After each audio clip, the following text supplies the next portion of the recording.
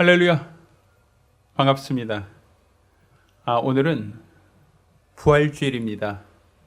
우리 주 예수 그리스도 사망 권세를 이기시고 부활하신 예수의 부활을 기념하고 감사하는 주일입니다. 예수님께서 부활의 첫 열매 되신 것처럼 우리도 예수 그리스도 안에서 성도의 부활을 소망하는 바로 그날입니다. 저희 여러분 모두가 오늘 이날 부활의 소망 갖고 드리는 거룩한 예배가 되기를 예수 이름으로 부탁드립니다. 자, 지금부터 2025년 4월 20일 부활주일 예배를 시작하겠습니다. 함께 봉독하실 하나님 말씀 히브리서 11장 17절로 19절까지 말씀 교독하겠습니다. 아브라함은 시험을 받을 때에 믿음으로 이삭을 드렸으니 저는 약속을 받은 자로 돼 그 독생자를 드렸느니라. 저에게 이미 말씀하시기를 내 자손이라 칭할 자는 이삭으로 말미암으리라 하셨으니 저가 하나님이 능히 죽은 자 가운데서 다시 살리실 줄로 생각한지라. 비유컨대 죽은 자 가운데서 도로 받은 것이니라. 아멘. 할렐루야. 저희가 2025년은 그래도 감사, 그럼에도 감사하라 라는 슬로건으로 하나님 말씀을 함께 나누고 있습니다. 특별히 오늘은 부활주일에 우리가 무엇을 감사할 것인가, 어떤 것을 감사할 것인가 라고 할 때 아브라함의 믿음을 통하여 부활의 능력을 믿게 하심을 감사라는 제목으로 하나님 말씀 함께 나누겠습니다. 사실 죽었다가 살아난다는 것, 우리 부활주일은 예수님께서 사망 권세 깨뜨리고 다시 살아나셨다라는 것을 기념하는 날이고 또 그것이 바로 우리의 믿음이 되는 날입니다. 자, 그런데 죽은 자가 살아났다라고 하는 이 사건을 세상의 지식이나 세상의 상식, 의학적인 관점으로 바라봤을 때는 불가능한 겁니다. 이것은 사람이 병들었다가 치료받는 사람은 있습니다. 넘어졌다 일어나는 사람이 있는 것처럼, 주무시다가 일어나는 사람이 있는 것처럼 사람이 병들었을 때, 아플 때는 치료받을 수도 있고 회복될 수도 있습니다. 그렇지만 사람이 죽으면, 심장이 멈추고 호흡이 멈추면 그 심장이 멈춘 그 순간부터 머리끝에서 발끝까지 모든 세포는 그 순간에 죽어갑니다. 이는 심장에서 공급하는 피, 그 피에 있는 산소와 영양분 공급을 받지 못하면 온 몸에 있는 세포들은 그 순간부터 바로 죽어간다라는 거예요. 그래서 우리가 골든 타임이라고 한 얘기가 있죠. 심장이 멈췄을 때 빠른 시간 내에 심장이 되살리지 못하면 그 사람은 회복할 수 없다라고 하는 이야기입니다. 그래서 요즘에는 인공호흡이라든지 심폐소생술 이런 어떠한 교육도 합니다. 이것은 조금이라도 자가호흡이 안 된 사람에게 심장을 마사지해서 억지로라도 피를 순환시키면 그나마 죽는 그 순간을 조금 더 늦출 수 있다라고 하는 그 기대가 있는 겁니다. 그렇지만 완전히 죽어서 무덤에 장사된 사람이 다시 살아난다, 이 얘기는 의학적으로는 불가능한 얘기입니다. 이거는 상식적이지도 않고 세상의 통념적인 지식으로 봤을 때는 이해할 수 없는, 납득할 수 없는 일이다라고 볼 수 있습니다. 그러면 우리가 지금 부활주일을 기념하고 부활주일을 우리는 감사의 절기로, 감사의 주일로 드리는 것은 예수 그리스도는 사망 못에 깨뜨리고 부활하셨다라는 것을 우리는 믿는다는 겁니다. 그러니까 우리가 믿는 이 믿음이 세상 사람들이 눈으로 볼 때는 상식적으로 이해가 안 되는 겁니다. 의학적인 기준으로 봤을 때는 죽은 자가 살아난다라고 하는 것은 도저히 납득할 수 없는 허구, 꾸며낸 이야기라고밖에 말할 수 없을 겁니다. 그렇지만 우리는 그것을 믿거든요. 예수의 부활. 또한 예수의 부활을 믿는 것처럼 그리스도 예수 안에서 성도의 부활을 우리는 소망하고 믿는 그 믿음을 가지고 있다는 겁니다. 그러니 우리가 갖고 있는 이 믿음이 어디서부터 기원하고 있고 어디서 출발하는가라는 걸 우리가 알아야겠죠. 그 믿음이 세상의 지식이나 세상의 상식, 세상의 고정관념을 어떻게 깨트리고 우리가 그 믿음을 갖게 되었는가, 우리는 어떻게 그 믿음을 인정하고 존중하는가라는 것, 그것을 우리가 그 믿음의 기초를 살펴보고 또 그 믿음의 기초가 바로 아브라함이라고 할 때 우리는 아브라함의 믿음을 쫓아 우리 역시도 동일한 믿음을 갖고 있다면 우리는 부활의 소망 가진 성도, 부활의 소망 갖고 성도의 부활을 소망하는 믿음의 사람이라고 볼 수 있는 겁니다. 자, 그렇다면 오늘 우리가 알게 된 본문을 통해서 아브라함이 가진 그 믿음이 무엇인가? 아브라함은 어떤 믿음을 갖고 있던 사람인가라는 걸 돌아보고 또 그것을 통하여 우리가 하나님께 무엇을, 어떠한 것을 감사할 수 있는가라는 것을 한번 찾아보고 또 하나님께 감사할 수 있는 주일 예배가 되기를 바랍니다. 자, 우리가 가장 먼저 아브라함이 가진 이 믿음, 오늘 우리가 알게 된 이 본문 말씀을 잠깐 보겠습니다. 자, 오늘 본문 말씀 19절, 그러니까 히브리서 11장 19절인 이와 같이 얘기하죠. 저가 하나님이 능히 죽은 자 가운데서 다시 살리실 줄로 생각한지라. 여기서 말한 저는 누굽니까? 아브라함이에요. 그러니까 아브라함은 하나님이 능히 죽은 자 가운데서 다시 살리실 줄로 생각했다라는 겁니다. 그러니까 아브라함이 가진 그 믿음은 하나님이 백세 얻은 아들 독자를 바치라고 했습니다. 그래서 아브라함은 그 아들을 데리고 모리아 산으로 이끌고 가서 제단에 눕히고 그 아이를 죽이려고 했습니다. 그러면 이 귀한 아들을 죽이면 어떻게 됩니까? 죽으면 끝나지 않습니까? 그런데 하나님은 아브라함이 죽으려고 했던 그 아이가 다시 살아날 것이다라고 하는 믿음을 갖고 그 아들을 제단에 올렸다라고 얘기하는 겁니다. 자, 그러면 아브라함이 처음부터 그렇게 믿음을 갖고 있던 사람인가? 아브라함이 처음부터 그렇게 하나님은 대단하신 분이야, 하나님은 죽은 자를 살리는 분이야 라고 하는 그런 믿음을 갖고 있던 사람인가라고 하면 그렇지는 않죠. 하나님이 독자를 바치라고 아브라함에게 요구하기 전 하나님은 아브라함의 믿음이 성장하는 그 때까지 독자를 바칠 만큼의 믿음을 갖기까지 하나님이 기다려 주셨다는 겁니다. 아브라함의 믿음이 성장할 때까지 하나님이 기다려 주셨다. 이게 바로 우리가 감사할 수 있는 첫 번째 감사 이유입니다. 자, 이 얘기는 아브라함이 하나님 말씀에 순종했습니다. 본토 친척 아비 집을 떠나 내가 너에게 지시할 땅으로 가면 내가 너에게 복을 주겠다라고 말씀하셨어요.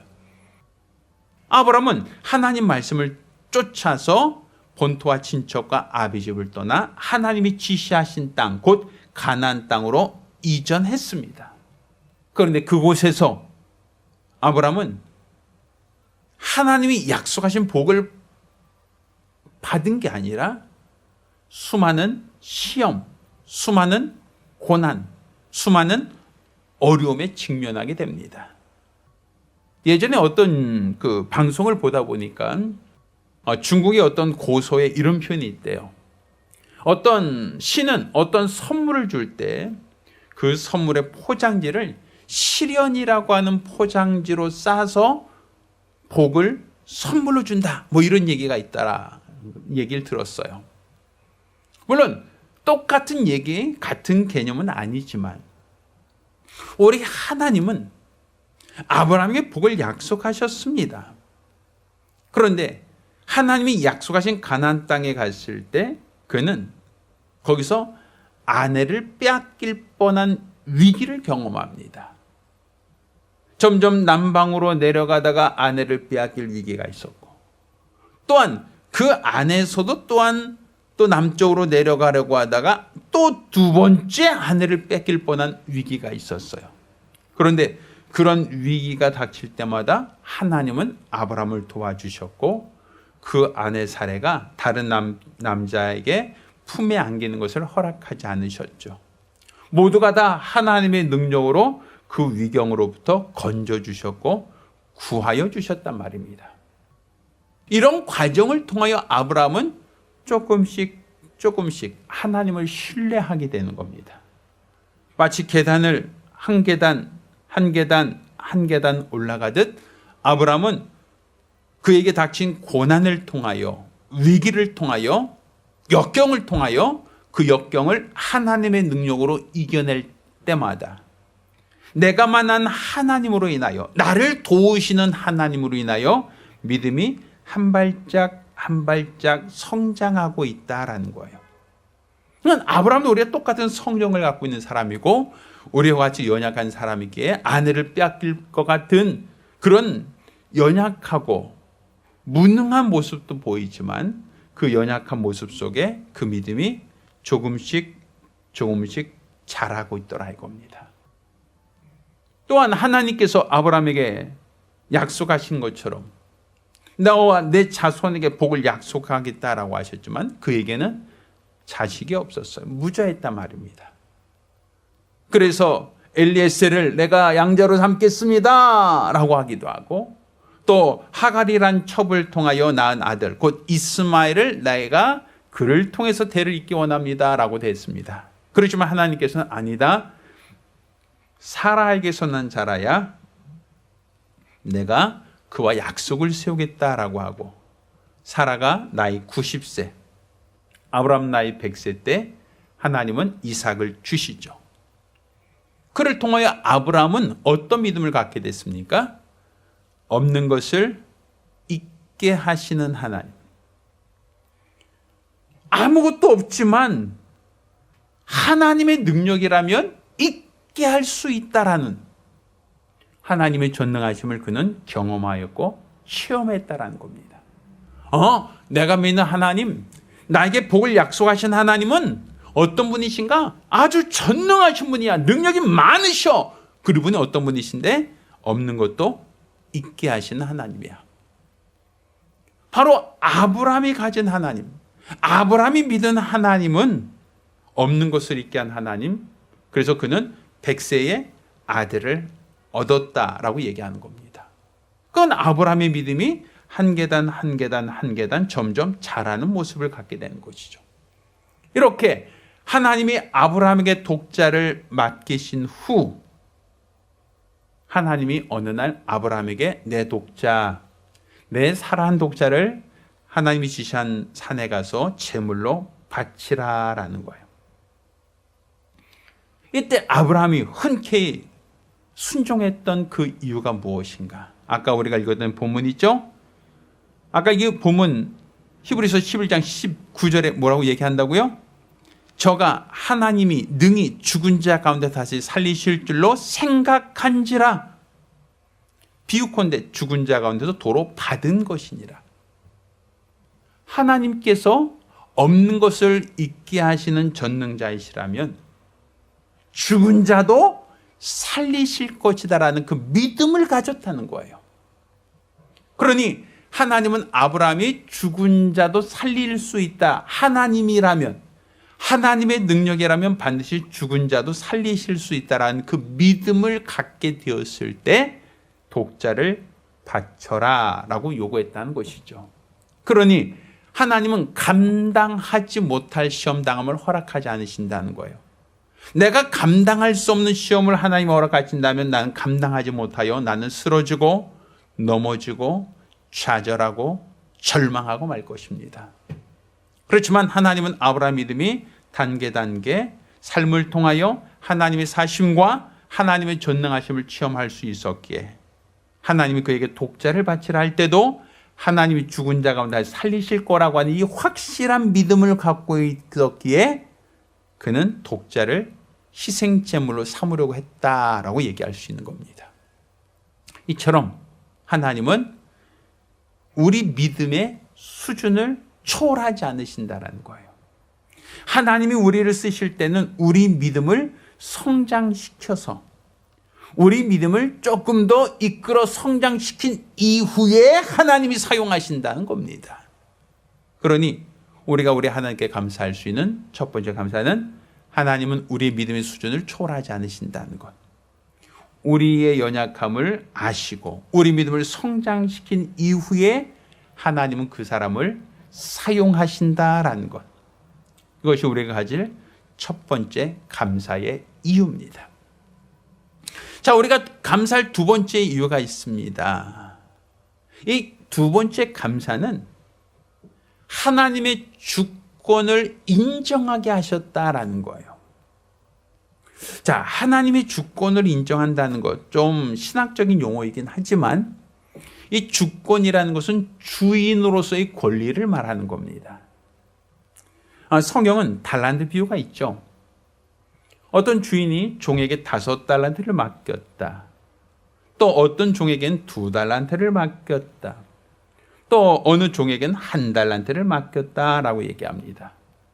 자, 여기서 말하는 맡겼다라는 것은 주인의 재산을 나누어서 종에게 주었다가 아니라 그냥 거저 주었다가 아니라 잠시 맡겼다라고 하는 개념이 되는 겁니다. 그건 내 것을 포기했다는 게 아니라 주인 거예요. 모든 것이 주인 건데 그것을 종에게 맡겨서 그것을 잘 남기라고 요구하셨다는 것이죠. 그래서 5달란트 받은 자가 5달란트를 남겼을 때 주인은 그 종을 칭찬하셨다. 2달란트 받은 자도 2달란트를 남겼을 때 주인은 그 종 역시도 착하고 충성된 종이라고 칭찬하셨다. 그렇지만 1달란트 받았던 종은 내 주인은 엄한 사람이다 라고 하며 심지도 않은 것을 거둔 분이 아니시다 라고 하여 그 1달란트를 땅에 묻고 감추어 두었다가 나중에 주인이 돌아왔을 때 그 1달란트를 다시 꺼내들어서 주인에게 갖다 주었다. 근데 주인이 뭐라고 합니까?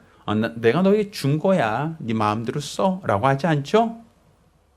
악하고 게으른 종아 라고 얘기하며 책망하신단 말이에요. 내가 그것을 너에게 맡긴 것은 더 많은 일을 하라고 맡긴 것이지 땅에 묻어두라고 맡긴 거 아니다라는 것이죠. 만약 그렇게 할 것 같다면 아예 은행에 맡겨서 이자라도 받았을 터인데 네가 그 기회를 허비했다, 낭비했다라고 하여 책망하시고 1달란트를 맡긴 것이 아니라 다시 취하여 5달러 받은 자에게 더하여 주셨다라고 얘기하고 있지 않습니까? 그것처럼 달란트라는 것은 내 것이 아니라 누구 것? 하나님 것, 주인 것이다라는 얘기겠죠. 성경에 악한 농부의 비유가 있어요. 포도원 농부의 비유가. 어떤 주인이 포도원을 만들고 종들에게 맡기고 먼 타국으로 갔더니 이제 추수 때가 되어 주인이 종들을 보냅니다. 소출의 얼마를 주인에게 돌려달라는 것이죠. 자, 그러자 그 종들이 이야기를 합니다. 자, 우리가 수고할 때 주인은 코빼기도 안 보였는데 우리가 애써 수고한 것을 달라고 한다 라고 하여 그 종들을 때리고 쫓아버립니다. 자, 주인이 또 다른 종을 보내었더니 그 종 역시도 때리고 쫓아버렸다. 자, 내가 상속자를 보내리라 하고 상속자를 보내었더니 자, 종들이 얘기합니다. 자, 저가 상속자다. 저를 죽이고 우리가 이 포도원을 차지하자. 그때 주인이 어떻게 하겠느냐? 군대를 끌고 와서 그 악한 종들을 엄히 내쫓고 심판하고 또 소출을 바칠 만한 다른 종들에게 포도를 맡기지 않겠느냐라고 얘기해요. 주인이 누구라는 거예요? 맡겼다는 것은 권리를 넘겼다는 게 아니라 잠시 보관하게 하겠다는 거예요. 내 것을 너에게 맡겨 놓았다. 마치 우리가 은행에 돈을 예금해 놓으면 그 돈은 그 순간부터 은행께 되는 것이 아니라 내가 원할 때 다시 인출할 수 있는 권리가 있는 것처럼 모든 것은 다 주인 것이다라는 것이죠. 그러면 아브라함과 사라가 100세의 아들을 낳았다라고 할 때 그 아들은 아브라함 것, 사라 것, 내 것이겠느냐는 거예요. 우린 자식을 내 것이라고 생각해요. 내 것이야. 내 마음대로 할 수 있어 라고 얘기합니다. 그렇지만 성경 같이 얘기하지 않죠? 자식은 하나님이 주신 기업이다. 태의 열매다 라고 얘기해요. 하나님이 기업으로 맡겨 주신 것이다 라고 얘기하죠. 그러니까 아브라함에게 하나님이 독자를 바치라 한 것은 아브라함 거 내놓으라는 게 아니라 하나님이 잠시 맡겨둔 것을 하나님이 다시 취하겠다라는 겁니다. 마치 우리가 은행에 돈을 잠깐 맡겼다가 이제 내가 필요할 때 돈을 찾겠습니다 라고 하는 것 같은 거예요. 그러면 은행 직원들이 돈 맡긴 사람에게 돈을 인출해 달라고 할 때 인출해 주는 것은 정상적인 업무입니다. 만약에 내가 돈을 맡겼는데 은행 직원이 이거 내주기 너무 아까워요. 이건 너무 귀한 돈인데 이걸 내주면 안 돼요 라고 거부한다면, 싫다라고 한다면 어찌 되겠습니까? 그 예금주는 왜 은행이 내 것을 돌려주지 않습니까? 라고 하여 화를 내고 이 문제를 제기하지 않겠습니까? 아브라함이 100세의 아들을 얻었다. 이것은 혈종으로나 욕종으로나 사람의 노력으로 정력으로 난 아들이 아니라 하나님이 아브라함과 사라에게 맡겨주신 달란트와 같은 아들입니다. 그러니 하나님이 맡겨주셨으니 하나님이 원하실 때 다시 돌려달라고 청구할 권리가 있는 겁니다. 그러니 우리 생각에는 어떻게 100세 얻은 아들을 달라고 합니까? 아니 어떻게 이 귀하고 귀한 아들 쥐면 터질까, 만지면 바람 불면 넘어갈까, 날아갈까, 얼마나 금지하고 귀한 아들을 어떻게 줬다 뺐습니까? 라고 생각하지만 하나님은 줬다 뺏은 게 아니라 잠시 맡겨두었다가 하나님이 원하실 때, 하나님이 필요하실 때, 주인이 원하실 때 다시 돌려달라라고 요구했던 겁니다. 그러니 우리의 믿음이 무엇인가?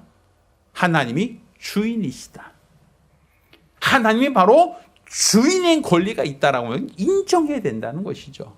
내 거를 빼앗는 하나님, 내 것을 약탈해가는 하나님이 아니라 하나님이 내게 주신 것, 하나님이 내게 맡겨주신 것, 이 모든 것이 내 것 아니라 하나님 것입니다 라는 것이에요. 이게 바로 하나님의 주권입니다. 따라서 우리는 이삭을 하나님이 바치라 라고 요구했던 것은 하나님이 아브라함 것을 빼앗아 가려고 한 게 아니라 하나님이 맡겨주신 것을 너는 다시 하나님께 돌려줄 수 있느냐라고 요청하신 것이다라는 개념으로 보셔야 됩니다. 이와 같이 우리 하나님은 주인이십니다. 우리가 주어진 모든 것이 내 것이 아니라 하나님이 나에게 맡겨주신 것이고 잠깐 동안 사용하라고 주신 겁니다. 내 시간도 내 재능도 내가 가진 그 모든 재물과 모든 것도 내 것이 아니라 하나님이 잠시 맡겨주신 겁니다. 어리석은 자여, 오늘 밤 내 영혼을 취하면 네가 가진 모든 것이 누구 것이 되겠느냐? 재물도 내 것 아니요, 명예도 내 것 아니요, 지식도 내 것 아니요, 그 어떤 것도 내 것이 아니라 하나님이 나에게 잠시 맡겨주신 달란트라는 사실이죠. 그러니 우리는 하나님의 주권을 인정하고 하나님이 쓰시겠다라고 할 때, 내가 어린아기를 쓰시겠다라고 할 때 하나님께 쓰임받는 것, 하나님께 내놓을 수 있는 것, 이게 바로 우리 믿음이고 우리가 가져야 될 신앙의 태도입니다.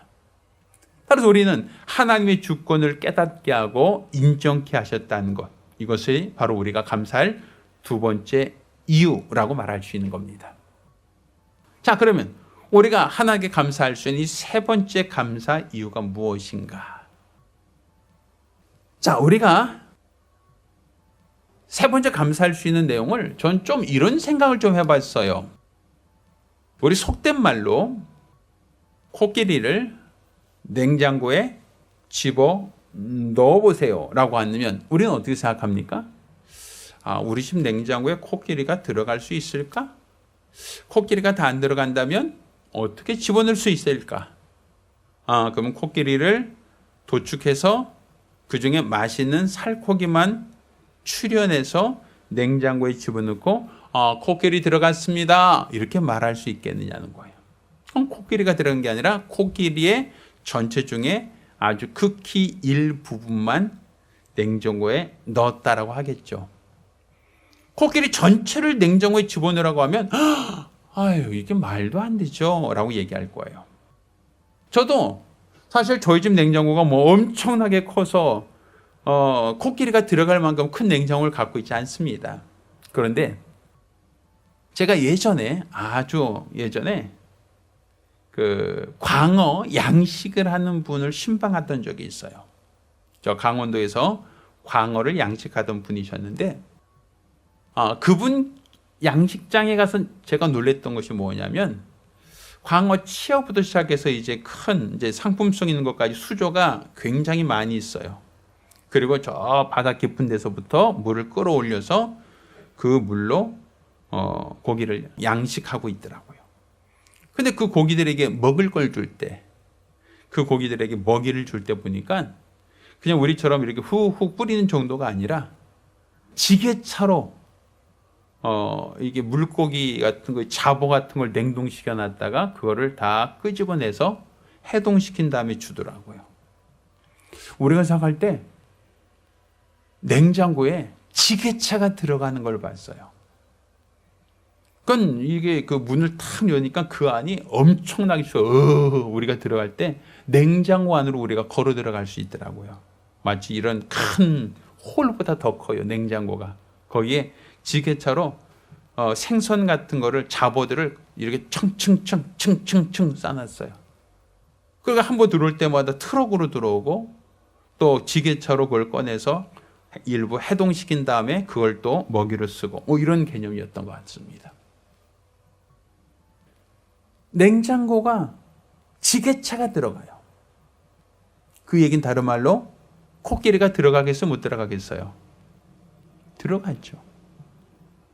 문제는 내 고정관념의 크기가 작으면 그 조그만 냉장고에 코끼리를 집어넣으려고 하는 생각은 불가능해 라고 얘기한단 말이에요.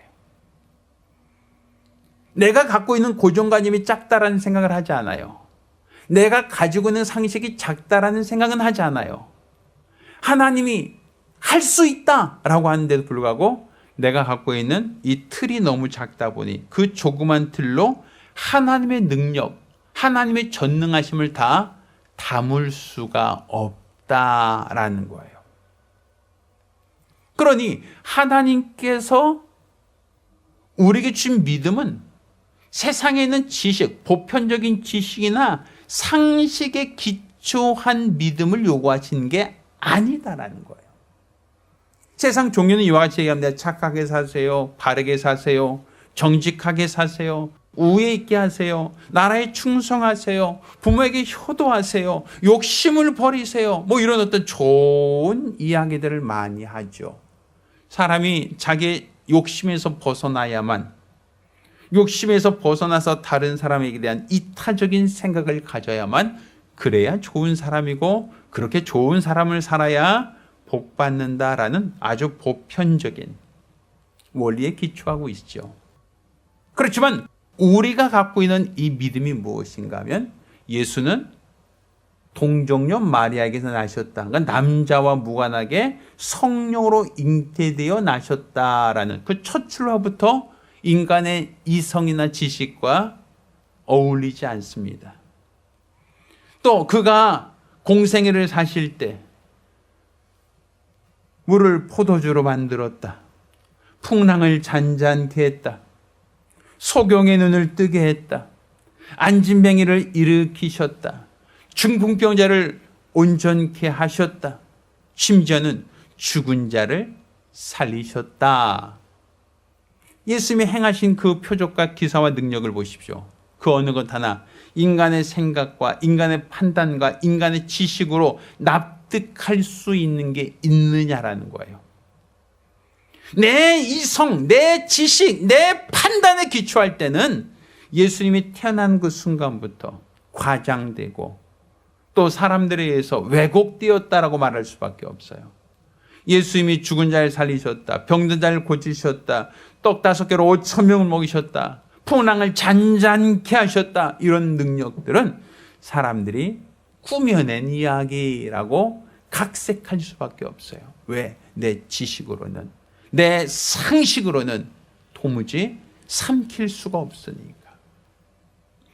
그러니까 내가 할 수 없다고 하여 하나님도 할 수 없다. 나에게 불가능하다 하여 하나님도 불가능하다라고 말하겠느냐라는 것이죠. 내 능력이 크기가 요만하다고 하여 하나님의 능력의 크기를 요만한 그릇에다 담아야 된다라고 말하지 않는단 말이에요. 비록 내가 갖고 있는 지식과 상식의 크기가 요만하다 할지라도 하나님의 능력은 그 조그만 용기보다 훨씬 더 클 수 있다라고 얘기할 수 있지 않습니까? 여러분이 조그만 물통을 갖고 갑니다. 그리고 거기다 바닷물을 담으세요라고 한다고 합시다. 그럼 여러분은 그 조그만 물통에다 바닷물을 담을 수 있어요. 근데 여러분이 갖고 있는 바닷물은 얼마큼입니까? 여러분이 갖고 있는 그릇의 크기만큼 바닷물을 떠올 수 있죠. 자, 여러분이 그 그릇에 바닷물을 떠왔습니다. 야, 나 바닷물 떠와서 이게 바닷물이 다야! 라고 말하진 않죠. 왜? 바닷물은 내가 갖고 있는 조그만 통 안에 다 들어가지 않으니까. 그것처럼 내 생각과 내 고정관념, 내 판단, 내 상식이라는 이 조그만 틀에 하나님의 능력을 다 꾸겨 넣을 수가 없다라는 겁니다. 그러니 나에게 불가능해도 하나님은 가능합니다. 나는 할 수 없어도 하나님은 하실 수 있습니다. 이게 바로 우리 믿음이에요. 나는 불가능해도 하나님은 하실 수 있으니까 내 생각과 내 판단으로는 불가능해도 하나님은 능히 하신다. 하실 수 있다. 이게 바로 우리 믿음 아닙니까? 그러니 저와 여러분 모두가 우리 하나님께 대한 믿음을 갖기를 예수 이름으로 축원합니다. 내 고정관념의 틀을 깨트려야만 우리가 온전한 믿음을 가질 수 있습니다. 내 생각의 틀, 내 상식의 틀, 내 판단의 틀을 깨트려야만 온전히 하나님의 능력을 체험할 수 있다라는 것이죠. 어떤 사람이 이런 퀴즈를 냈어요. 밑이 빠진 항아리에다 물을 채우라라는 것이었어요. 깨져서 밑이 없어요. 거기다 그 항아리에다 물을 채우려 하니 사람들은 열심히 그 항아리에 물을 퍼담아서 물을 채우려고 하지만 내가 열심히 채워넣을수록 밑이 빠진 항아리에서는 계속 물이 흘러서 빠져버린단 말이에요. 아무리 열심히 물을 길러서 담으려고 해도 그 항아리를 아구까지 채울 수 없었어요. 자, 그때 어떤 이가 이와 같이 얘기합니다. 자, 항아리를 들어요. 자, 들고 달려오세요. 그리고 그 항아리를 연못에 던지라고 얘기합니다. 자, 밑이 빠진 항아리, 금이 가서 깨진 항아리를 연못에 던졌더니 그 항아리가 물에 가라앉습니다. 그 항아리가 가라앉으며 그 항아리는 그 안에 물이 가득 차오르는 것을 볼 수 있었어요. 내 생각의 틀로 담을 수 없다면 하나님의 생각의 틀로 내 조그만 판단 이성을 담궈야 한다는 거예요. 내 이성과 내 상식이란 이 조그만 틀 안에 하나님의 능력을 제한하지 말고 하나님의 그 전능하신 그 능력 아래 내 상식을 담궈야, 내 판단을 거기에 담아야 하나님은 당신의 능력을 우리에게 보여주실 수 있다는 겁니다. 그러니 우리에게 고정관념, 우리의 연약한 이 생각의 틀을 깨뜨릴 수 있는 이 방법을 알려주신 것. 그 길을 우리에게 제시하신 것, 이것이 바로 우리에게 하나님께 대한 감사의 이유가 될 수 있다라고 얘기하는 겁니다. 자, 마지막으로 우리가 감사할 수 있는 감사는 하나님께서 아브라함에게 독자를 바쳐라 라고 요구하셨던 것은 단지 아브라함이 사랑하고 아브라함이 정든 자를 뺏어가겠다라고 하는 목적이 아닙니다. 이것은 하나님이 아브라함을 시험하사 더 큰 복을 주시려고 하기 때문이다라고 볼 수 있는 거예요. 아브라함의 믿음을 시험한 그 이유는 아브라함에 맡긴 것을 어떻게든 뺏어가겠다라고 하는 목적이 아니라 아브라함에게 더 많은 것을, 더 큰 것을 맡겨도 그가 능히 감당할 수 있겠는가라고 하는 그 믿음을 시험하신 겁니다. 우리 하나님이 우리를 시험하신다라고 하는 그 시험은 우리를 넘어뜨리고 우리를 쓰러뜨리고 우리를 좌절시키고 우리를 절망케 하고자 하는 목적이 아닙니다. 하나님이 우리에게 더 큰 복을 주시고자 하되 그 복을 너는 감당할 수 있느냐라는 것이죠. 그건 아브라함이 하나님 말씀에 순종하여 독자를 바쳤을 때 하나님은 이와 같이 복을 약속하십니다. 아브라함아 그 아들에게 손대지 말라 하시고, 또 하나님께서 내가 내 아들을 아끼지 않은 것처럼 나도 독생자를 아끼지 않고 주겠다라고 약속하십니다. 아브라함이 독자를 아끼지 않은 것처럼 하나님의 독자를 아끼지 않고 아브라함의 태에서 날 수 있도록 주시겠다는 거예요. 대적의 문으로 얻을 하나님의 아들을 아브라함의 씨를 통하여 나타나게 하시겠다고 약속을 하지 않습니까? 이처럼 하나님이 아브라함의 믿음을 시험하셨던 것은 그에게 주신 것을 빼앗는 게 목적이 아니라 장차 예수 그리스도를 기업으로 주시고자 했던 하나님의 큰 그림이었다라고 볼 수 있는 겁니다. 그러니까 우리가 지금 시험을 받을 때 그 시험은 시험 자체가 우리를 쓰러뜨리고 넘어뜨리고 좌절시키는 목적이 아니라 우리에게 더 큰 선물을 주시려고 하는 포장지다. 하나님이 우리에게 시험을 허락하시는 것은 우리에게 더 많은 것을 주시기 위하여 그 복을 포장하는 포장지가 하나님의 시험이다라고 볼 수 있는 겁니다. 그러니 우리는 시험 당할 때 좌절하거나 실망하거나 낙심하기보다는 이 포장지를 풀면 이 안에 하나님이 내게 맡기신 귀한 선물이 있다라고 하는 걸 여러분이 믿으시기를 예수 이름으로 축원합니다.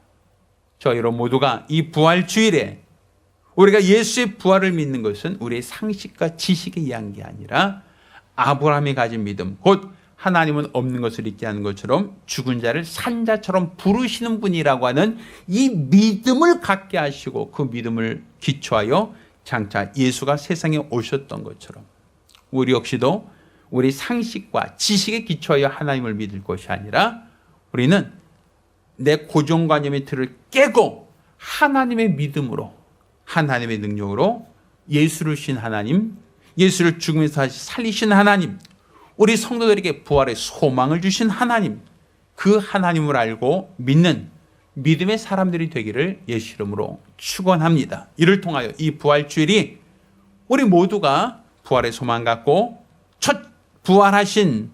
부활의 첫 열매 되신 예수 그리스도처럼 우리 성도 부활을 소망하는 거룩한 한 주간 되기를 예수 이름으로 축원합니다. 할렐루야. 기도하겠습니다.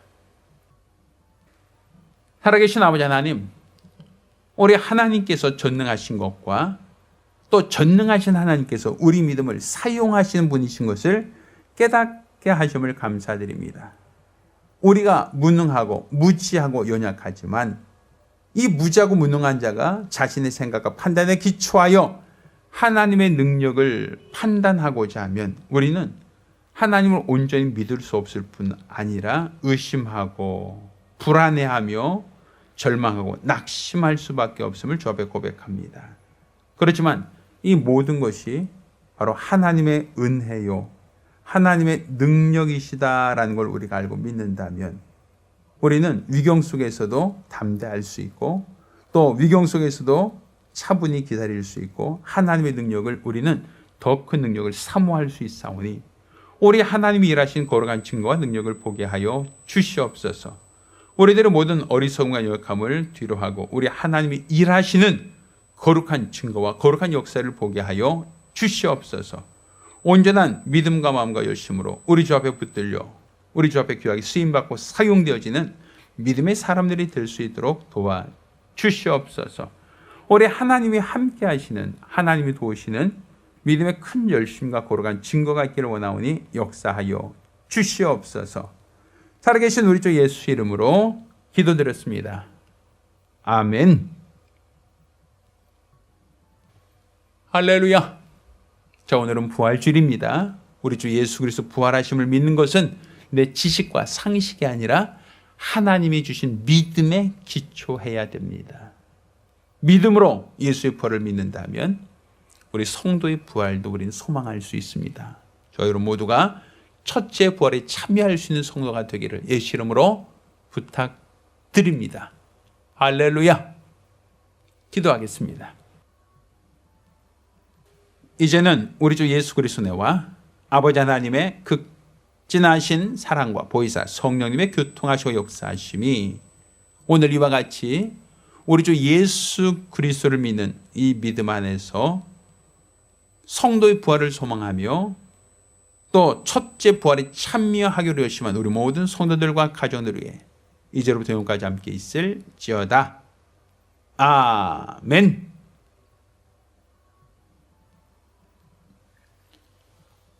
할렐루야. 오늘 부활주일 우리에게 부활의 첫 열매 되신 예수 그를 기억하며 우리가 갖고 있는 이 소망, 이 믿음이 더욱더 돈독해질 수 있도록 하시길 바랍니다. 우리 하나님께 영광을 돌리겠습니다.